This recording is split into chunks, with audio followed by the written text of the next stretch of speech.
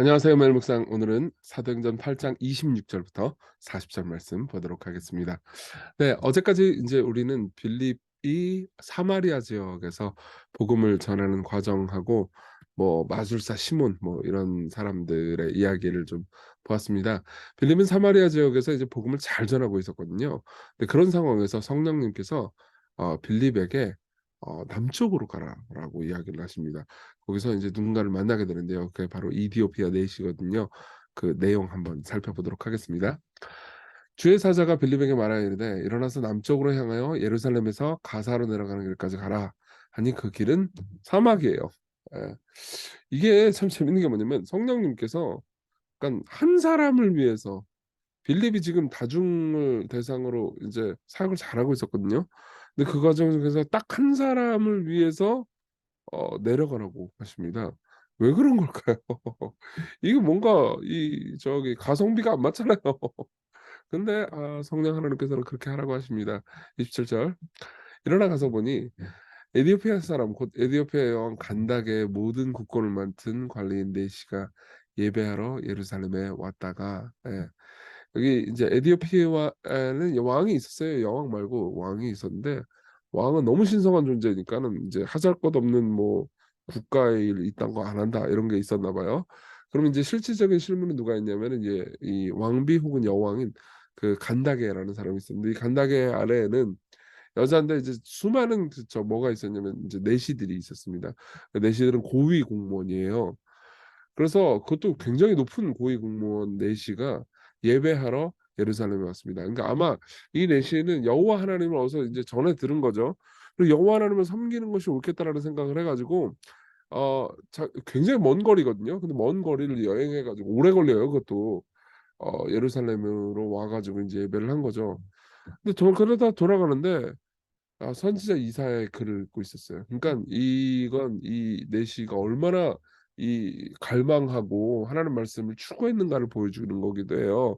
이제 혼자 갈 때 이사야의 글을 읽었다는 게 여러분들 입장에서는 뭐 그냥 성경 대충 읽었나 보다 이렇게 생각할 수 있지만은 그때는 성경을 아무나 가질 수가 없어요. 책은 엄청 비싼 물건이었단 말이에요. 그러니까 이사야의 두루마리를 혼자 개인 소장하고 있었다? 그럼 굉장한 금액을 기는 겁니다. 지금 뭐 차 한 대 값보다 더 비싸거나 뭐 거기에 맞먹는 수준이었을 겁니다. 그러니까 이제 진짜 열정이 있는 거죠. 그리고 성령님께서 또 빌립한테 말합니다. "이스라엘로 가까이 가라." 이렇게 얘기를 해요. 빌립이 가서 선지자 이사야의 글 읽는 것을 보고 말하되 "읽는 것을 깨닫느냐?"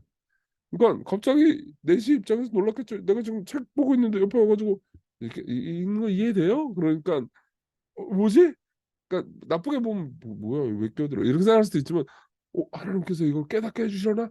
이렇게 생각할 수도 있었겠죠. 실제로 그게 사실이기도 했고요. 대답하되 "지도해 주는 사람이 없으니 어찌 깨달을 수 있느냐."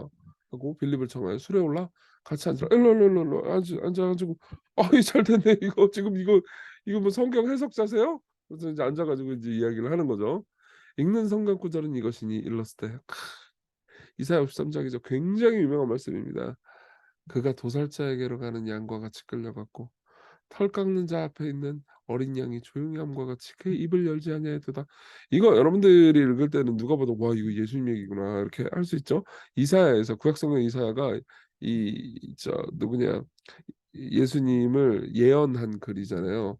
그쵸? 털 깎는 자 앞에 어린 양이 조용과 같이 그분이 십자가로 끌려가실 때 입을 열지 않고 잠잠하게 끌려가셨습니다. 그가 예수님이 굴욕을 당했을 때 공정한 재판도 받지 못했죠. 누가 그의 시대를 말하리요? 그의 생명이 땅에서 빼앗김으로다 하였거늘. 그리고 내시가 말합니다. 빌립에게 말하되 청컨대 내가 묻노니 이 선지자가 말한 이것이 누구를 가리킵니냐? 자기를 가리킵니냐? 타인을 가리킵니냐? 이렇게 물어봅니다. 이게 사실 고대 근동 1세기의 예루살렘에서는 논쟁거리였어요. 유대교에서는. 왜냐하면은 그 사람들은 하나님이 사람이 돼 가지고 하나님 자신이 직접 고난을 당할 거다 이런 건 상상도 못 하잖아요. 그러니까 이사야 자기를 가리키는 건가? 근데 문법상 그게 또 안 맞거든. 그럼 이게 이스라엘 백성들이 죄를 저질러 가지고 이렇게 고통을 당한다는 건가? 그것도 문맥상 안 맞아요. '이게 뭐야?' 그러면서 이제 막 억지 해석들을 막 했습니다. 근데 사실은 자연스럽게 문맥상 해석을 하면은 누군가가 우리 대신 죄를 지은 하나님의 백성 대신 고통과 고난을 당한다라는 건데 그 누군가가 누군지를 모르겠는 거예요. 그래서 어떤 사람은 이사야라고 생각했지만은 그건 문법상 안 맞고 '뭘까?' 이렇게 생각하는 거죠. 근데 빌립은 알죠. 빌립은 당연히 알죠. 그리스도께서 하나님의 신분이 사람이 돼 가지고 우리 대신 우리의 대표가 되셔서 우리가 마땅히 당해야 되는 고통을 대신 당하셔서 우리의 죄를 용서해 주시고 받으시고 우리를 사면해 주셨다. 이걸 알잖아요. 그러니까 빌립이 얼마나 '나는 정답을 알아.' 그러니까 이 사람한테 희망을 줄 수 있잖아요. 그쵸? 그래서 어떻게 해요? 이 글에서 시작해서 예수를 가르쳐 복음을 전하니 길 가다가 물 있는 곳에 이르러 그 내시가 말하되 "보라 물이 있으니 내가 세례를 받으면 물이 무슨 거리낌이 있느냐." 이렇게 얘기한다. 그러니까 보세요. 이걸 얘기를 듣다 보니까 간단하게 얘기하면 "너도 예수 믿고 구원받을 수 있어. 너를 위해서 네 죄를 위해서 그리스도께서 죄를 지시고 죽으셨어." 얼마나 희망이 되겠어요. 네? 그러니까 와 희망이 있어 가지고 '와 내가 인제 구원받는구나.'라고 생각하면서 이제 세례에 대해서도 설명을 들었는데 마침 물이 있네. 지금 사막 같다고 그랬잖아요. 사막은 물이 아무 데서나 있는 게 아니에요. 예. 근데 이 얘기 막 하다 보니까 마침 또 오아시스가 그러니까 하나님의 섭리죠. 오아시스가 나오는 거예요. 그래서 아니 내가 세례 받는데 막힌 것이 아무것도 없네. 그렇죠. 이 에디오피아 내시 입장에서는 성경을 열심히 읽고 있는데 이 성경을 누가 설명해 주는 사람 없나 생각하고 있는데 하나님께 기도도 하고 있었을 겁니다. 근데 마침 빌립이 와 가지고 설명해 주지. 근데 마침 또 오아시스가 나타나지. 이건 뭐 하나님의 인도죠. 예. 에디오피아 내시 한 사람을 위한 한 명의 회심을 위한 하나님의 다가감이죠. 여러분들 모두에게 다 같은 일이 있습니다. 예. 하나님께서 여러분들 각자를 구원하시고 각자를 인도하시고 각자에게 은혜를 베푸실 때 그분이 정해 놓으신 사람과 정해 놓으신 환경이 있습니다. 그걸 꼭 믿으세요. 예.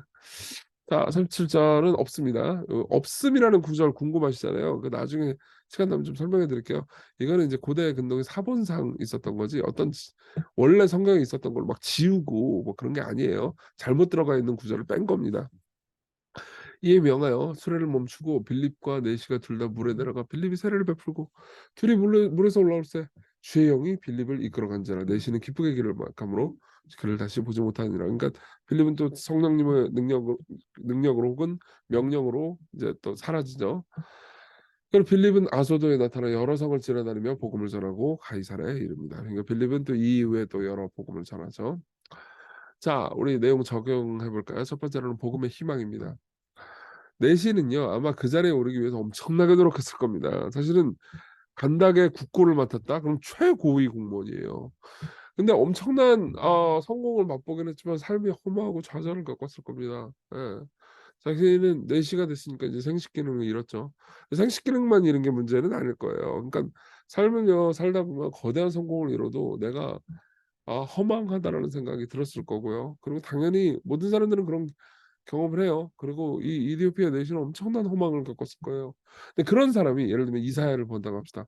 이사야에는 희망 가득한 내용으로 꽉 차 있어요. 예를 들면 여호와께 연합한 이방인은 말하기를 자기 이방인이잖아요. 자기 이방인이 이렇게 말하는 거예요.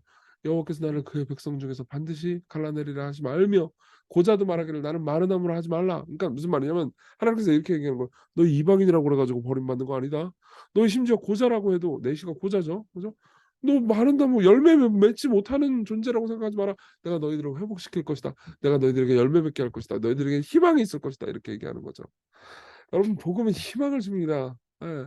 복음은 당신의 과거가 어떠했든지 당신이 어떤 일을 당했든지 혹은 당신이 어떤 나쁜 짓을 했든지 상관없다고 말합니다. 복음은요 궁극적인 희망, 당신이 변할 수 있다라는 희망, 당신이 새 삶과 새 능력과 새 힘을 가질 수 있다는 희망을 줘요. 그리고 당신이 받아들여질 수 있다는 희망을 주죠. 원래 성전에 고사는 들어갈 수 없었습니다. 여기 보면 말씀이 나와요. 이방인의 뜰까지만 가고 더더욱 들어갈 수가 없었죠. 예. 근데 그러한 이방인, 그러한 문제 있는 사람, 과거가 하나님께 버림받음직한 과거를 가졌다고 생각하는 사람이 하나님께 받아들여지죠. 게다가 그게 하나님의 작전과 계획 가운데서 이루어진 거예요. 그죠. 이디오피아 내시 입장에서는 그냥 나는 하나님을 추구했을 뿐인데 갑자기 성경 해석자가 나타났죠. 그리고 갑자기 물이 나타났습니다. 예. 저도 참 제 개인적인 인생을 보면은 그런 일이 많았어요. 그냥 제가 하나님을 제가 먼저 추구한 것도 아니에요. 하나님께서 제게 은혜를 베푸셔서 진리를 알고 싶다 하는데 적절한 때에 제게 좋은 선생님들을 주시고 또 적절한 때에 제가 좋은 책을 만나게 해 주시고 적절한 때 좋은 사람과 좋은 환경을 만나게 해 주셔서 하나님을 알게 해 주시고 하나님의 은혜로 삶을 살게 해 주십시오. 주셨거든요. 여러분들도 마찬가지일 겁니다. 여러분들도 우연은 없습니다. 여러분들만 희망이 있고요. 그리고 그 복음은요, 그 누구에도 에게도 궁극적인 희망을 줍니다. 우리 예수님 생각을 해봅시다. 이사야의 고난받는 종이요. 누구일까요? 어떤 사람은 이사야라고 생각했고 어떤 사람은 하나님의 백성이라고 생각했는데 하나님 자신이라는 거는 엄청난 충격일 거예요. 내시는 배제됐어야 했습니다. 그렇지만 내시가 원래 마땅히 받아야 되는 배제, 마땅히 받아야 되는 소외를 그리스도께서 대신 당하셨어요. 그분이 외면받으셨습니다. 그러니까 거리낌은 아무것도 없어요. 그분이 어, 이디오피아 내시를 환영하십니다. 성부 하나님이 이디오피아 내시를 환영하십니다. 여러분들 모두를 환영하십니다. 여러분 이걸 생각하면서요. 여러분들 주변에 희망이 필요한 사람들 있죠. 아직 예수 그리스도를 알지 못하고 예수 그리스도로 말미암은 희망을 경험하지 못한 사람들, 그 사람들에게 복음을 전하면서 그들을 초대해 보십시오. 그리고 그들에게 진정한 희망을 가져다 달라고 여러분들 기도해 주셨으면 좋겠어요. 우리 같이 기도합시다. 우선 우리 자신이 복음이 주는 놀라운 희망을 가슴에 품을 수 있게 해달라고, 그 기쁨을 오늘 누릴 수 있게 해달라고, 그리고 또 주변의 사람들에게 그 희망을 전하는 용기를 우리에게 달라고 같이 우리 기도합시다.